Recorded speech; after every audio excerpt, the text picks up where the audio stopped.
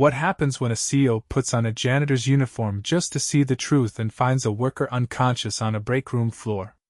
Darren Jacobs had inherited the company from his father 5 years ago.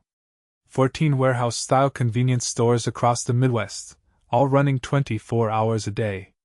His dad had built it from a single shop, and Darren had grown it, but lately, something felt off. Sales were dipping in 3 locations, customer reviews at one particular overnight store had tanked, and HR flagged a rising number of call-outs and turnover from the night shift. He was tired of filtered reports and polished numbers. So he shaved his beard, dyed his hair a dull brown, and hired a professional makeup artist to give him a few wrinkles and a tired face.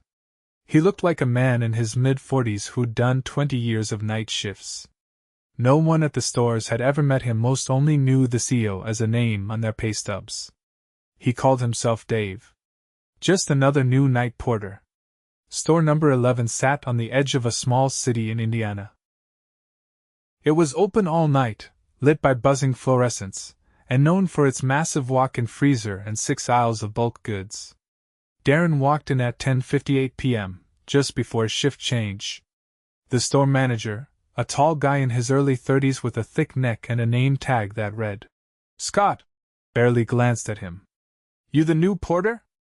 Scott said, chewing gum like he was bored already. "Yes, sir," Darren said, keeping his voice low and gravelly. "Dave. Lockers in the back. You're on floors and trash. Clock out at 6. Scott didn't ask for ID. Just waved him toward the back.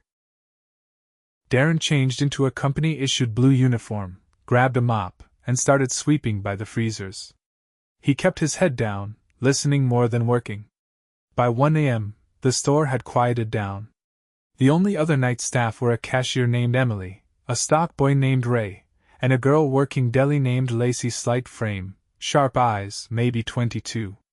She was fast and polite, but Scott kept barking at her every 20 minutes about moving quicker, even though she was clearly the only one actually working. "Ray, how many boxes you put out?" Scott called from the stockroom. 3 pallets, Ray answered from the back. "Make it 5 or don't come in tomorrow." Darren frowned. 3 pallets in 2 hours wasn't bad. He glanced at Lacey, who was refilling the sandwich tray with trembling hands. He kept sweeping. Around 3 a.m., the store grew dead quiet. He peeked toward the break room, hoping to sneak a 5-minute sit. The door was cracked open, lights off. He pushed it open and froze. Lacey was lying face up on the cold tile floor, arms limp, apron still on. A half-eaten granola bar lay beside her. Her face was pale. Her eyes half open, unfocused. "Lacey?" Darren dropped to his knees beside her. "Hey! Can you hear me?" She didn't respond. "Emily!" he shouted. "Call someone! She's passed out!" Emily ran in, gasped, and fumbled for the store phone. Darren stayed by Lacey's side, gently lifting her head. He could feel her pulse weak, but there. Scott came in, annoyed. "What the hell is this?" "She passed out," Darren said. "She needs help." Scott scoffed. "She's probably faking it. She's always pulling crap like this when it's busy." Emily's hand shook on the phone. "I'm calling 911. Scott snatched it from her. "She doesn't need an ambulance. She just wants attention." Darren stood up slowly. His voice stayed calm, but hard. "You don't know that." Scott turned to him. "You're just a porter. Shut up and mop." Darren's jaw tightened. He looked back at Lacey. She was starting to stir barely. Her lips moved, no sound. Emily reached for her cell. "I'm calling." Scott grabbed it too. "You do that, you're fired." Darren stepped in. "You touch her again, I'll call the cops myself." Scott stared him down. "You don't talk to me like that." Lacey let out a weak whisper. "Please." "Water." Darren grabbed a bottle from the vending machine and helped her sit up. She sipped it, hands shaking. Her face looked sunken. Exhausted. "How long's your shift?" Darren asked gently. 10 hours. No break. He said I couldn't leave the counter or I'd be written up. Darren looked at Scott. Is that true? She's slow. She slacks off if you let her. Darren stared at him, heart pounding. He kept his voice low. You're done talking. Sit down. Scott laughed. You think you run this place? Darren pulled out his phone and called a private number. Yeah, he said. It's me. Get down to store 11. Now. Scott paled slightly, suddenly unsure. Lacey leaned against the wall, breathing slow. Her eyes found Darren's. Who are you? She whispered. Darren gave her a small nod. Just someone who should have come here sooner. By the time the ambulance pulled into the loading dock behind the store, Lacey was sitting upright against the wall, still pale but conscious. She blinked slowly under the harsh ceiling lights, eyes darting from Darren to the paramedics. No one spoke as they helped her onto the stretcher. She didn't argue. Just whispered a thank you to Darren as they wheeled her out. Scott stood in the corner of the break room, arms crossed, lips pressed tight. He hadn't said a word since Darren made the call. Emily stayed near the stockroom door, hands tucked into her sleeves, avoiding eye contact with anyone. Ray emerged from the back, wiping dust off his sleeves, eyes wide. What happened to Lacey? Scott shot him a warning look, but Darren cut in. She passed out. Paramedics say her vitals were unstable. Probably dehydration and exhaustion. Ray blinked. She's been working doubles all week. She's the only one who knows the deli line and none of us are trained on it. Scott stepped forward. That's not true. I trained. You're done talking, Darren said, his tone flat. The front doors slid open. Two people walked in, one in a dark overcoat, the other in a company windbreaker. Darren barely looked at them. Take Scott to the back office, Darren said without turning. Pull his badge and escort him out. He's not to return to any of our stores. Scott's face twisted. You serious? You don't even, I said out. The overcoat man nodded. Let's go. Scott hesitated, then stormed past them, muttering under his breath. A second later, the automatic doors whooshed shut behind him. Darren let out a slow breath and turned to the others. Everyone come to the front. We're closing early. Emily looked stunned. We've never closed early. Ever. You are tonight. Ray scratched his head. Should we call the day manager?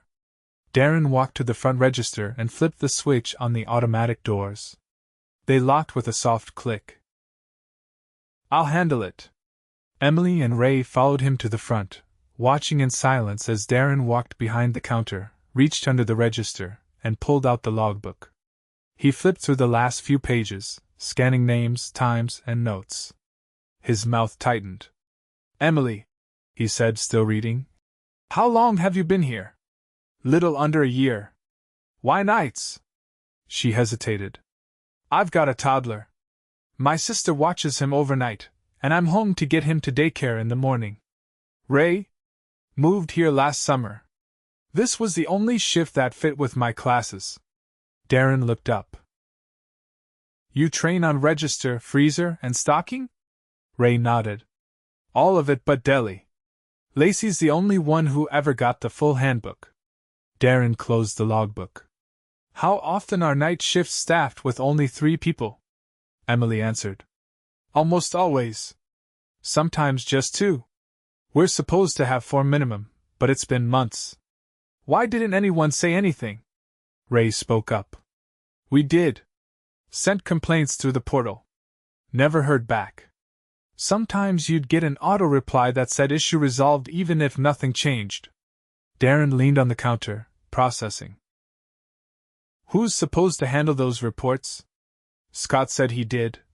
Emily replied. Said he escalated them. Darren looked toward the manager's office. It was dark now, the door hanging slightly open. Neither of you are leaving until I know what's been happening here. You'll be paid for the extra time. Fair? They both nodded. He walked into the office. The room smelled faintly of burnt coffee and cheap cologne. A broken chair sat in the corner, its armrest duct-taped. Papers were scattered across the desk, some yellowed with age. Darren sat down and powered on the computer. The login screen blinked. He typed in a master override. The internal dashboard loaded slowly. Darren clicked through tabs, staffing reports, incident logs, shift schedules. The numbers confirmed everything. For 6 months, night shifts at Store 11 had been operating with skeleton crews. Scheduled breaks were overridden. Reports about overwork and safety were marked as reviewed, all signed off by the same initials SM. He opened the complaint archive. There were dozens. One from Lacey, submitted 3 weeks ago, outlining how she'd been scheduled for 9 consecutive shifts, most over 10 hours. No response. Another from Ray, flagging broken shelving and loose wires in the freezer. Marked. Resolved. But the photo attachment still showed the hazard tape. Darren took screenshots, copied files to a flash drive from his wallet, and logged out. He returned to the floor. Emily sat on a stool behind the register. Ray leaned against the counter, arms folded. "You two have been carrying this place," Darren said. Emily looked down. "We tried not to make trouble. People need these jobs. I'm not here to punish anyone doing honest work." Ray asked, "Who are you, really?" Darren stepped forward, pulled off the work cap, and ran a hand through his dyed hair. "My name's Darren Jacobs. I own this company." Emily's eyes widened. Ray straightened. "You were mopping floors." "Because I needed to see it myself. And I saw enough tonight." They said nothing. "Tomorrow," Darren continued, "HR's coming. I want you both in that meeting. You'll be compensated for the overtime and consulted on staffing changes. This store's going to be fixed from the ground up. And it starts with who we put in charge." He turned to Emily. "You ever supervised a shift?" "During training. Once. I liked it. You're acting manager until further notice. Full pay bump. You'll be trained for permanency if you want it." Ray's mouth opened slightly. "What about her?" "Lacey's being given 2 weeks paid medical leave and a guaranteed return. She'll have a choice in where she comes back." Emily blinked. "You're serious? I should have come here months ago." "That's on me." Ray asked, "What about the other stores?"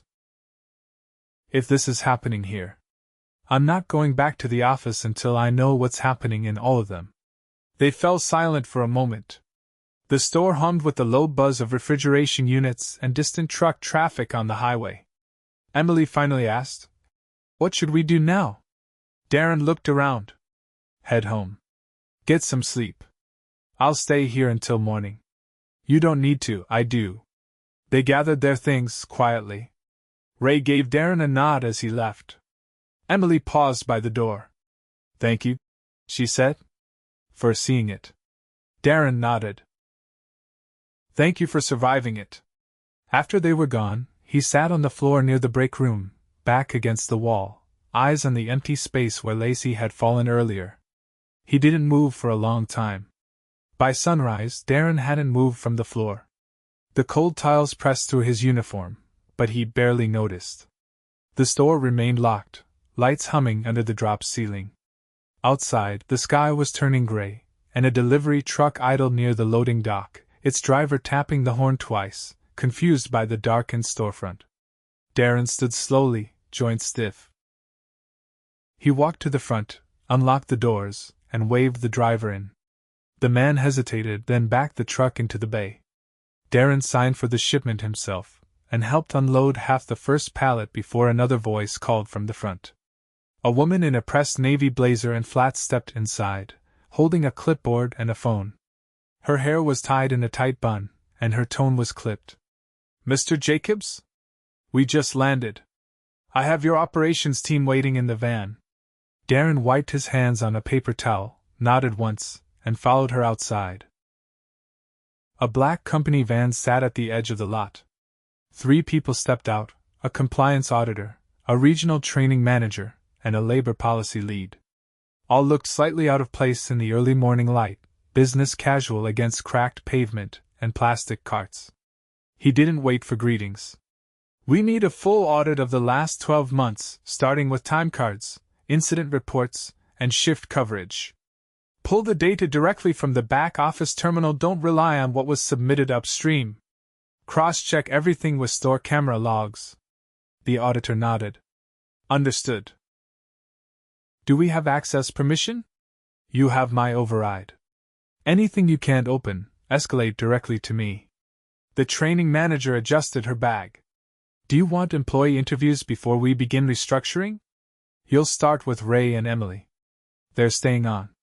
Lacey's out on medical leave, she gets full pay until she decides if she's returning. The labor lead spoke next. Has HR been notified about the termination? They're drafting the formal documentation now. Anyone who tried to suppress safety or overwork complaints will be reviewed. If we find patterns replicated across other stores, expect more terminations. Are we going public with this? Not yet. We fix it first. They moved quickly, entering the building with methodical precision. Darren walked the perimeter alone, checking the loading dock, inspecting the freezer wiring Ray had flagged. A section of conduit hung loose above the shelving, clearly patched with duct tape and zip ties. He snapped a photo and texted it to facilities. Inside, a new voice echoed from the rear. A woman in her 50s with short gray curls and wireframe glasses stood at the deli counter, hands on hips. She wore a visitor badge and a tote slung over one shoulder. I'm from Health and Safety, she called. This the store with the unconscious employee? Darren nodded. She's stable now. Dehydration and overexertion. She hadn't had a break in over 10 hours. The woman clucked her tongue. I've seen that before. Not often in a chain this size, though. Someone's been cooking schedules. You'll have full access. Check storage, prep logs, everything. She opened her tote and pulled out a digital temperature gun. I'll start with the freezer. If the compressor's below code, you'll need to shut that unit down. Darren nodded and headed back toward the office. On his way, he passed the break room again. The lights were still off, the chair still tipped over. He paused, then stepped inside. Lacey's apron still lay folded on the table. A half-full water bottle stood beside it. He picked up the apron, gently straightening it, then placed it in a sealed bag. She might want it when she came back, if she came back. The door creaked behind him. You're still here? He turned. Emily stood in the doorway, hair tied up, jacket zipped halfway. Her eyes were puffy, but her voice was steady. I thought you went home, Darren said. I did. Slept for maybe 2 hours. Couldn't stay away. He nodded. You don't need to be here right now. I know. But if we're fixing this, I want to see what that looks like. She stepped inside, looked around the break room. I used to sit right here on my split shift, she said quietly. Most nights I didn't finish my sandwich. Too many people in line or Lacey panicking with no backup. He gestured to a chair. Sit. I'll show you something. She sat across from him, arms folded as he pulled out his phone and opened the complaint archive. This is what was submitted over the last 6 months, he said. Everything Scott marked as resolved without actually doing anything. Emily leaned forward, scanning. Her mouth tightened. I thought I was crazy, she said. Like maybe I was just being dramatic. You weren't. She looked up. Why'd you do it? The disguise, the shift? I stopped recognizing the company I was running. The numbers didn't match the stories. I couldn't trust the reports anymore. She let that sink in. Will you do this at the other stores too? She asked. I have to. He stood. Come with me. They walked out to the main floor. The training manager was setting up a laptop on the front counter. The regional auditor was already in the office, headphones on, reviewing footage. Darren called Ray, who had just arrived for his regular shift. Ray, this is Karen, he said, gesturing to the training manager. She's going to need your help walking through the stock process. Ray nodded, surprised but ready. Sure. We're starting over? Exactly. He turned to Emily. You'll shadow me today. Sit in on the interviews, walk through the logs, ask questions. Starting Monday, you'll be running the night shift. Not as a favor. Because you earned it. She blinked. I've never managed a team. You've already been doing it. Just without the title or the pay. She didn't argue. By noon, the store was officially closed for the day. A sign was posted on the door. Closed for internal audit. Reopening with new leadership. No mention of names. No explanation. Just quiet accountability. In the back office, the compliance auditor flagged several discrepancies. Clock-ins manually adjusted, shifts extended without approval, and 3 safety violations marked. Cleared. That had no corresponding work orders. Darren didn't flinch. Write it all up. Every line. The labor lead entered next, holding a folder. We've pulled Scott's employment file. There's more. Darren flipped it open. Repeated warnings at 2 previous locations. 1 formal investigation closed without resolution. No follow-up. Who signed off on his transfer here? Regional manager. Retired last year. Reopen those records. I want to know how many other transfers had red flags. The labor lead nodded. Outside, clouds had thickened, casting a dull gray over the lot. Darren stepped to the window, watching a family walk past. A child pointed at the sign. The mother read it, then they moved on. He turned back to the team. We're going to do this store by store. Quietly, efficiently, without waiting for another emergency. Emily stood beside him. What if they don't all want to change? She asked. Then they can go. I'd rather close a store than let another person collapse on the floor. She nodded. Darren looked around at the team, corporate and hourly, all now in the same room.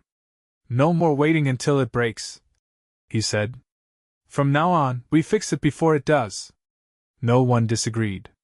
By the following Monday night, the store reopened with a new schedule posted behind the counter, handwritten, not yet printed, because the system wasn't updated. 2 names rotated on the top line, Emily and Ray, alternating as keyholders until permanent roles could be finalized. The deli station stayed closed, but a sign taped to the glass read, temporarily offline. Real changes in progress. Customers were steady, curious but patient. Most asked about the sign, nodded at the answer, then moved on. Darren returned quietly just after midnight, this time without the disguise. No uniform. No makeup. He walked in through the front, nodding at the security camera above the door. Emily looked up from the register, startled for a second, then gave a quick wave. You're early, she said. I figured I'd see it for myself. First night under the new plan. She stepped aside so he could join her behind the counter. Ray's in back breaking down the last shipment. We've got a temp from another store working freezer tonight. She's solid. Darren glanced at the schedule. Still short 1 person? For now. We've got 2 interviews tomorrow. One's a former employee who left during the worst of it. She heard we were rehiring clean. Darren nodded. Good sign. He scanned the aisles. The shelves were organized, the lighting slightly adjusted to feel less sterile. One of the new posters by the entrance read, Night shift matters. Customers treating you any different? He asked. Some, she said. One guy said he used to avoid coming here after dark. Said the staff always looked miserable. He bought a full cart tonight. A man in a maintenance vest walked past them, pausing to check the wiring above the freezer aisle. Darren watched as he pulled a clipboard from a pouch and wrote something down. Emily followed his gaze. Facilities sent someone every night this week. They're checking things we didn't even know were broken. Darren leaned against the end of the counter.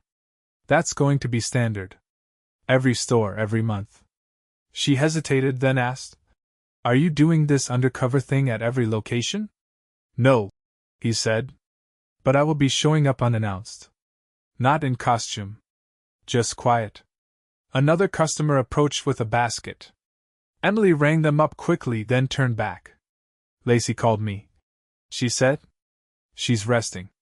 Doctor said she pushed way past her limit. She thinks she's coming back? She's not sure. Said she feels like she failed somehow. Darren's expression didn't change, but his voice lowered. She didn't. I told her that. He pulled a folded envelope from his coat and handed it to Emily. When you see her, give her this. It's not just a check. There's a formal letter from the board. We're offering her a role in training if she wants it. Remote, flexible hours. Emily took it carefully. She'll cry. She deserves to. A soft beep came from the back office. The training manager stepped out, laptop in hand. We've completed the staff file audits, she said. 3 more stores had similar issues. Not as severe, but enough that we're rotating out 2 local managers and pausing overnight hours until we can rebuild properly. Emily looked at Darren. Was that hard?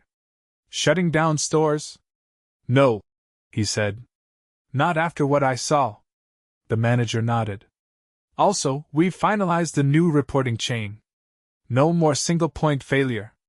All complaints now route through both HR and compliance, and any safety flags trigger an automatic review by facilities. Emily raised an eyebrow. That wasn't already a thing? It is now, Darren said. The manager excused herself to make a call. Emily checked the screen again. The store ticked into the 2 a.m. hour. A few customers wandered in, quiet and tired but not rushed. No one looked at the staff with impatience. Darren watched one man carefully place his items on the belt, 3 frozen meals and a water jug. He fumbled with his wallet, apologizing for holding up the line. Emily smiled and told him to take his time. Darren stepped back to let her work. Ray emerged from the stockroom, wiping his hands on a towel. Freezer's done, he said. And I fixed the label printer. It was jammed with old paper. Emily gave him a quick thumbs up. You're on break. Go breathe. Ray hesitated. 10 minutes? 15, she said. You earned it. He grinned and walked toward the staff room. Darren followed him with his eyes for a moment, then turned to Emily. You think he's ready for more responsibility?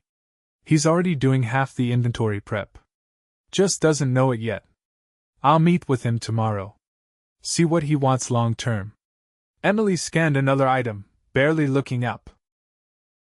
You offering everyone promotions now? Only the ones who kept the place standing when no one else cared. She paused, then said, You know, I used to think the people above just didn't notice. Now I'm starting to think they did. They just didn't want to deal with it. Darren didn't argue. They did notice, he said. They just didn't think it would matter. And you? I thought fixing spreadsheets meant fixing the business. But we don't sell spreadsheets. We sell groceries, and nights like this. Another customer approached. Emily rang them up, handed them a receipt, and turned back. You staying all night? Darren shook his head. I'll be here a few more hours. Then I'm driving to store 5. That the one with the broken dock? Not anymore. It's the one that ignored 3 safety warnings in 1 quarter. That ends tomorrow. She nodded and turned back to the register. He watched her for a while longer, then walked the aisles. The air felt different, less tense, more lived in. He passed the freezer Lacey used to work behind. A new panel had been installed where the wiring had once hung loose. A sticker below it read, Inspected. Certified. Safe. He stopped at the end of the aisle, looking back at the store. When he left, it was just after 4. The parking lot was quiet, the sky beginning to shift toward pale blue. He didn't say goodbye. Just stepped out into the early morning, pulled his coat tighter against the wind, and kept walking. He wouldn't need a disguise again. He wouldn't need to fake exhaustion to understand it. From now on, he would be there before it broke.